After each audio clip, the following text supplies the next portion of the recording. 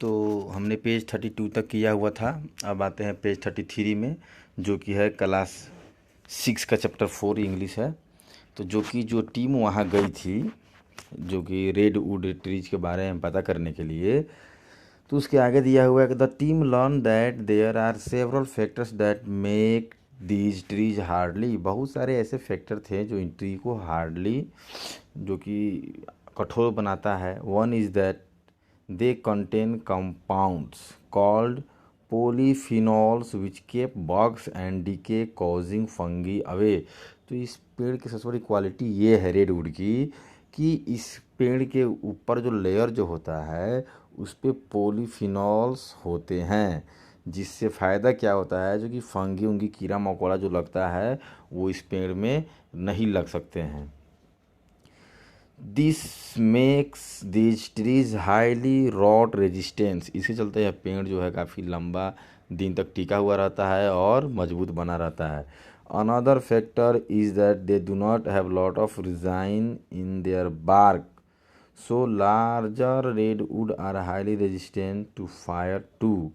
अब जो है रेडवुड वाले जो पेड़ जो होते हैं, अब एक वर्ड है यहाँ पे आप लोग देख लीजिएगा, रिजाइन। रिजाइन का मीनिंग आपको नीचे जो है कॉलम में दिया होगा यहाँ।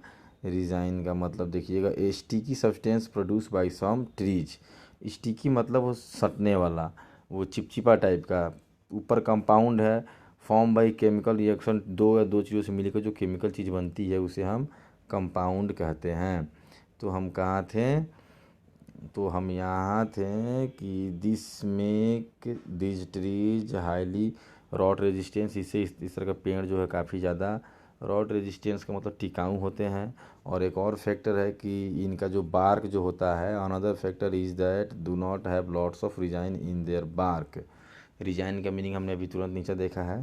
तो इनके जो बार्क जो होते हैं ना, मतलब चमड़े जो होती है, जैसे हमारे चमड़े होते हैं, तो जो खाल जो होता है पेड़ का ऊपर वाला, वह जो होता है मॉइस्चर उसमें कम होता है, क्योंकि उसमें चिपचिपापन कम होता है लॉट्स ऑफ रिजाइन, सॉरी, बहुत ज़्यादा उसमें चिपचिपापन टाइप का होता है, जिसके कारण largely redwood are highly resistant to fire too. तो यह जो इसमें आग भी जो है वो काफ़ी जल्दी पकड़ता है। Because of this two factors this trees as naturally equip to fight the two major threats face by most other tree, rot and wild life. तो यह जो दो क्वालिटी है, इसी क्वालिटी, एक तो हो गया रेजिस्टेंस टू फायर, फायर का रेजिस्टेंस होता है। दूसरा नंबर जो हाईली रॉड रेजिस्टेंस होता है। यह जो दो क्वालिटी है, इन दो क्वालिटियों के चलते इस तरह के पेड़ जो होते हैं आपको threat by most of other tree से इनको सुपीरियर बनाते हैं, बेहतर बनाते हैं। दोनों क्वालिटी क्या है, एक रॉट है और एक वाइल्ड फायर। जंगल में जो आग जो लगता है या फिर पेड़ जलना गलना गिर जाना, तो इन दो चीज़ों से यह पेड़ जो है सेफ रहता है। ओवरऑल हमने क्या जाना कि यह जो इसमें चिपचिपापन के कारण इसमें आग नहीं लग सकता है जल्दी, और यह जल्दी पेड़ जो है डिके नहीं हो सकता। डिके मतलब गल जाना, कीड़ा मकोड़ा लग जाना। Perhaps the most amazing thing about redwood is their ability to produce spots whenever the living tissue just beneath the bark is exposed to light। तो यहाँ पर बताया जा रहा है कि इसके बाद सबसे अच्छा क्वालिटी रेडवुड का यह है, लिविंग टिश्यू। इस पेड़ में लिविंग टिश्यू पाए जाते हैं, माने सजीव टिश्यू पाए जाते हैं, जिनके चलते इनके बार्क जो होता है, इनके बार्क से हमेशा हमें थोड़ा थोड़ा लाइट नज़र आता है। If the top brick of और a limb gets cut, a new branch will be sprouted from the wound and grow quickly। और दूसरा चीज़ है, जिस पेड़ को हम और कहीं से किसी डाली को काटते हैं तो बहुत जल्दी नया ब्रांच जो है उस पेड़ से निकल आता है, मतलब नया टहनी निकल आती है। Throughout the forest you can find stumps with a cluster of second generation trees around their bases. अब दूसरा क्वालिटी और एक और क्वालिटी इस ट्री के बारे में है, जिस ट्री के दाएं बाएं छाया में इनके बेस दिया हुआ है सेकेंड जनरेशन ट्रीज। और भी छोटे बड़े जो ट्री जो होते हैं वो इनके पेड़ के नीचे छाया में मतलब ग्रो कर रहे होते हैं। यहाँ पे फिगर दिया हुआ देखिए, एक महिला जो है, यह जो नेशनल पार्क ऑफ कैलिफोर्निया है, यहाँ पर एक रेडवुड ट्री के सामने एक महिला खड़ी हैं। आप देख रहे हैं रेडवुड ट्री कितना बड़ा है और इसके नीचे जो है छोटे मोटे जो पेड़ उड़ जो होते हैं, ये इस तरह का ये सब पेड़ जो हैं लगे हुए होते हैं। Sometimes when a living tree is knocked over it try to continue growing. कभी कभी होता है क्या, जो कोई लिविंग ट्री मतलब जिंदा ट्री जो है ऊपर से कट भी जाता है, फिर भी ये ग्रो कर कंटिन्यू रखता है, मतलब बढ़ते रहता है। The limbs pointing off will turn into tree in time, और कुछ ही समय में जो वह जो है एक बड़ा ट्री बन के सामने आ जाता है। Most other tree produce seeds that help them to produce new plants. बहुत सारे ट्री हैं जिसमें से सीड्स निकलते हैं और वो सीड्स आगे चल के न्यू प्लांट्स बनते हैं। But redwood cones are tiny and produce seed infrequently, so stump sprouting has been the key to survival of the redwood. लेकिन बाकी ट्रीज जो है सीड्स के द्वारा ग्रो करते हैं, लेकिन जब हम रेडवुड के बारे में बात करते हैं तो tiny and produce seed.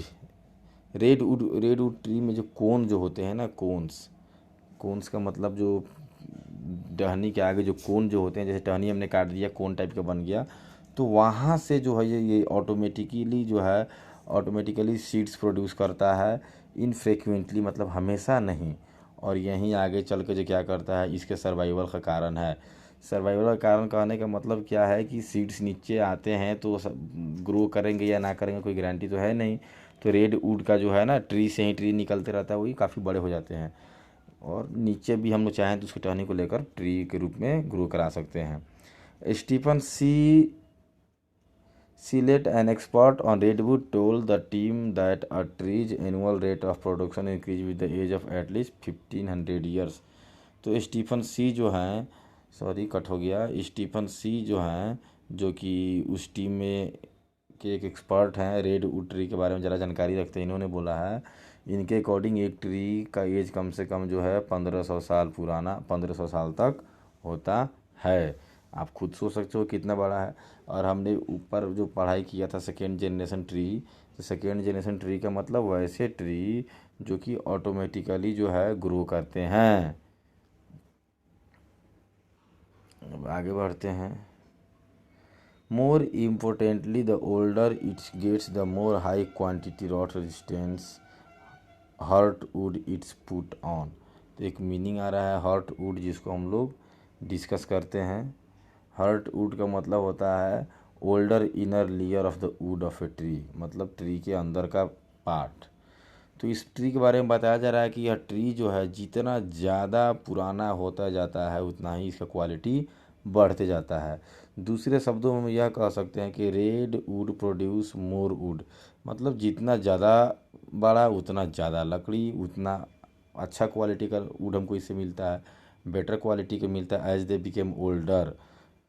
This is said to be true for the tallest eucalyptus tree in the Austria to.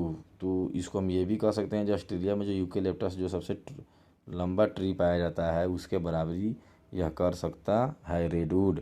And it may be true for other tree around the world, और हम ये भी कह सकते हैं पूरे वर्ल्ड में जो ट्री पाए जाते हैं उनसे हम इनका कंपैरिजन कर सकते हैं। This convinces Mike Fay that people, wildlife, and perhaps even the planet could benefit from the little care and different kind of forestry in which forests are not completely flattered। इन सब चीज़ों के बारे में अध्ययन करने के बाद जो कि माइक फे जो हैं, माइक फे कौन थे, तो वो जो रिसर्च में आए हुए थे, साइंटिस्ट थे, तो इनका हमने फर्स्ट पार्ट में पढ़ा है माइक फे के बारे में। तो ये रियलाइज़ करते हैं कि अपने प्लेनेट को बचाने के लिए, हमें प्लेनेट के भलाई के लिए हमको अलग अलग टाइप का फॉरेस्ट्री, मतलब फॉरेस्ट को बचाना होगा। And forest are not completely fetter, completely मतलब पूरी तरह से फॉरेस्ट को हम तबाह नहीं कर सकते। यहाँ पर ये जो सारे के सारे जो हैं, ये सारे के सारे जो हैं रेड वुड हैं, आप देख सकते हो लंबे होते हैं जस्ट लाइक अ टिंडर। और एक और चीज़ देख सकते हैं हम यहाँ पे न्यू प्लांट्स जो ग्रो कर रहे हैं, यहाँ पे दिया हुआ ना न्यू प्लांट ग्रोथ। आगे चलते हैं अब। तो हमारी स्टोरी यहीं पे क्या होती है, यह ख़त्म हो जाती है। आप यह ज़रूर दिमाग में रखिएगा कि redwood the super tree, जॉल बुर्ने ने लिखा हुआ है इसे, ठीक है, जो कि 2009 के नेशनल ज्योग्राफिक मैगजीन में छपा हुआ था। वहाँ से इस पैराग्राफ को लेकर इस स्टोरी को लिखा गया है। तो स्टूडेंट्स बहुत जल्दी मैं इसका क्वेश्चन से करा दूंगा, तब तक आप स्टोरी को एक बार, दो बार, तीन बार अच्छे से पढ़ लीजिएगा।